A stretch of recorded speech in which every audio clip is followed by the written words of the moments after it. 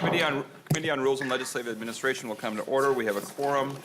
I would look for a motion to approve the minutes of April 9th. So moved. Representative Olson moves the minutes of April 9th. Any discussion? Seeing none, all those in favor, please say aye. Aye. Opposed, no. Motion prevails. The minutes are approved.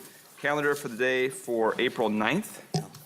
I'm sorry, for April 23rd, and that is the Jobs Omnibus Bill and the E12 Omnibus Bill. So I would look for a motion to approve the calendar for the day for April 23rd, subject to Rules 1.21 and 3.33. So moved. Representative Freiberg moves the calendar for the day for April 23rd. Mr. Chairman. Discussion? Representative Dowd. I have an oral amendment to that motion. Representative Dowd. I'd like to amend that to change the filing deadline for the amendments to Monday, April 22nd. Representative Dowd, I would ask members to not vote for that oral amendment. We have the legislative recess, and the language says that we've signed off, says no official business. So our interpretation of that is that it's Friday, and at noon this week, under Rule 3.33, with a 6 p.m. Friday this week deadline for amendments to amendments. Representative Dowd. Thank you, Mr. Chairman. We do have some latitude under G of 3.33. The rule may be waived, or the deadline in this rule may be extended for individual bills or waived for all bills after a certain date.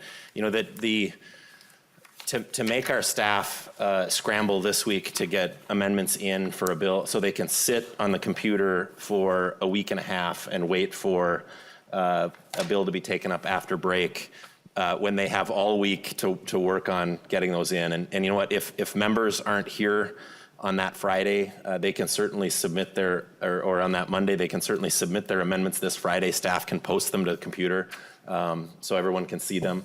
But our staff has been extremely busy responding to and reacting to and getting our caucus ready with caucus briefs for all of these omnibus bills.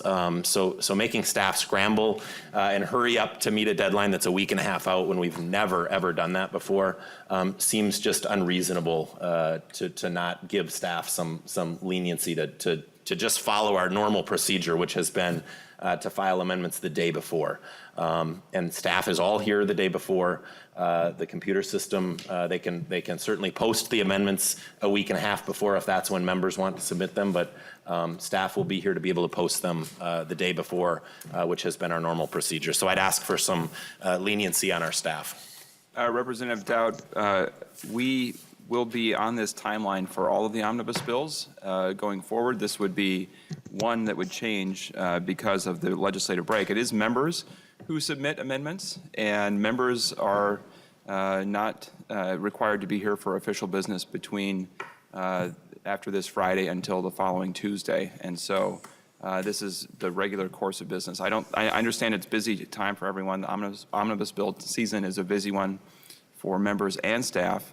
But these bills have not been rushed through. They have been posted well in advance, and there has been, ample time, I think, to get ready. So I'm going to ask members to vote against your motion, and I hope we can continue to have conversations as we have about accommodating requests from the minority. We will continue to take those seriously, but on this one, we're just going to stick with the original plan. Representative Dowd. Thank you, Mr. Chairman. And to your point that the other ones will be on the normal schedule, that's my point. On all of the other omnibus bills, we will file the amendments the day before the bill comes to the floor. And all I'm asking for is for this bill, for these bills on the first group that we will take up to be treated exactly the same as the other bills, which is what you just stated would be happening. I think our members and our staff are used to that process. But making our staff scramble this week to get amendments in so that they can sit for a week and a half just seems unreasonable. Our staff cover multiple committees. They have to write lengthy briefs analyzing, 1,000-page omnibus bills. They've done a phenomenal job, and I want to thank our staff. I want to also thank your staff because I'm sure they have been just as busy, and our staff, frankly, makes us look very good here. But when we do things like this, it doesn't punish members. It doesn't give anybody any strategic advantage.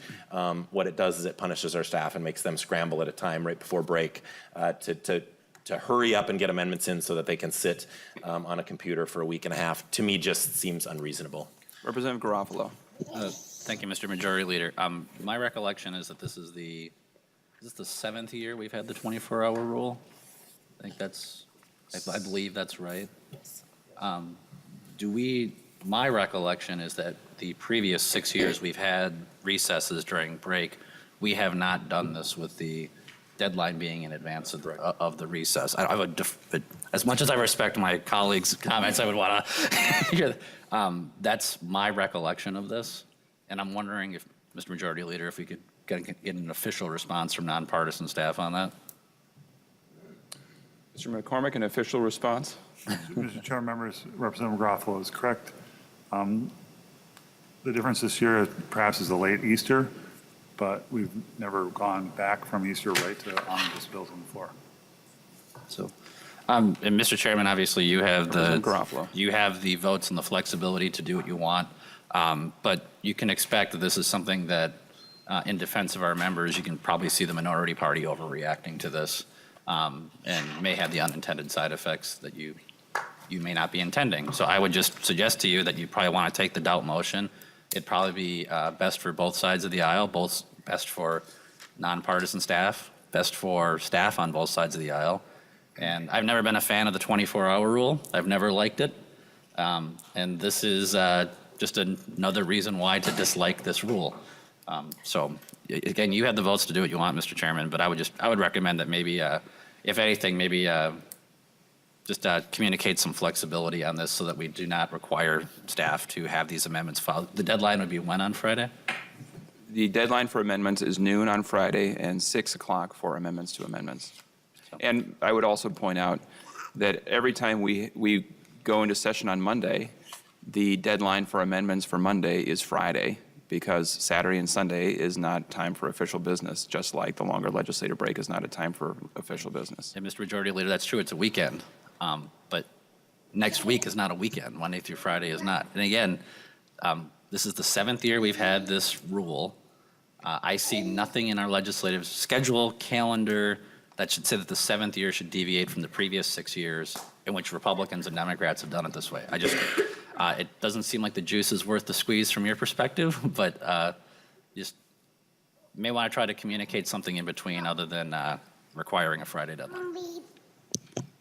Any other, Representative O'Neill? Thank you, Mr. Chair. I would also ask you to look around the room and see how many children are here. Our chamber was full of children because the parents got last-minute notices. I know Representative Becker-Finn even told me that she got a notice at 5:30 this morning that her school was closed. And so we have parents that are scrambling, both staff and members, to take care of children because of the inclement weather. I've had public safety, which I was looking forward to this afternoon, canceled because of the inclement weather. I would ask you with this situation, if you would please consider moving the deadline. We've got, the chamber literally was full of children this morning because there's no school and no daycare available for some of them. So not only our staff are stressed, but the members are as well. I just ask you to please think about that too as you make your decision, Mr. Chair. Thank you. Representative Becker-Finn. Thank you, Mr. Chair. And I would say I don't have any trouble getting my work done, and I don't think that the weather is a reason to deviate from the original plan. Any further discussion? Mr. Chairman, if you could clarify, Representative Garofalo. why are we doing this differently than we have the previous 6 years? I guess I didn't hear a rationale for why that we're doing that. Representative Garofalo, we are following the regular order of the amendment deadline. We have no official business starting this coming Saturday, Sunday, the following week, Saturday, Sunday, and Monday. We have a legislative recess. Members are expected to be in their districts, whether that is communicating with constituents or getting healthy after a pretty brutal winter of illness around here, but we have no official business in the Minnesota House of Representatives during that time. This is what the rules say. This is what the language is on our recess memorandum that we signed off on. This is the regular course of business, and I don't see any reason why we would deviate from that. I don't think it creates any particular burden to get amendments ready in the timeline that is in front of us. And it is members, not staff, who submit amendments and amendments to amendments, and I think it is unreasonable to expect that members during their legislative recess to be working on amendments and working with the legislative staff to do that. That is not the job during this time. We were supposed to be at home meeting with constituents. Representative Lilly. Thank you, Mr. Chair. I'm going to speak in favor of this motion. I think, we may be gone, but I think our staff might want to take breaks as well. So and maybe they don't, but I think I You're would hope speaking against the doubt motion. against the doubt. That's what Yes, I thought, very- Representative Lilly. Thank you. Thought I had you. Yeah, because I think it's important that they are allowed the opportunity as well to take time to recharge and hopefully, and I hope they do that and get outside and enjoy Minnesota, maybe not today, but and take care of themselves as well. So, Mr. Chairman, just to be clear, I don't think. Representative Garofalo. I'm not of the opinion that we have to have the entire recess, but I don't think having a deadline of Tuesday at noon is that unreasonable. If you were just to wait over the weekend so people are not here until Friday night, that's all the minority party is asking for, is a deadline of sometime between tomorrow and next Monday. And again, I appreciate you specifying that you were doing regular order. No, you're not. You're not, Mr. Majority Leader. This is not how we've done it the previous 6 years. This is not regular order. And the idea that the state capitol shuts down during the recess and that no members come in and do work is just, again, it's not a burden on me. It's a burden on our staff, and it's your decision, but this just seems like a very modest request where you have the flexibility to set a deadline other than noon on Friday, and I don't know why you wouldn't do it. Representative Garofalo, the noon deadline for amendments for bills that are taken up on the next legislative day is standard procedure. And so asking for additional time doesn't, we've already heard multiple views on whether adding extra time is good for members or good for staff or whoever it is, but it is the regular order, and the schedule may be different this year, which creates a different situation, but that isn't really have anything to do with whether or not it's regular order under the rules. We also have the HHS bill, which will be up on Wednesday after when we get back. That deadline will be noon on Tuesday and 6 p.m. for amendments to amendments on Tuesday. It's just standard procedure under Rule .33. I haven't always been a great fan of the order and prep required and the discipline required to get amendments ready under the 24-hour rule, but that is the rule that we have, and we are going to follow the rules as they are in front of us. Any further discussion? Seeing none, all those in favor of the doubt oral amendment, please say aye. Aye. Opposed, no? No. The motion does not prevail. Returning to the Freiberg motion that the calendar for the day for Tuesday, April 23rd, subject to rules 1.21 and 3.33 be approved. All those in favor, please say aye. Aye. Opposed, no. No. The motion prevails. The calendar is adopted. Members, we are adjourned.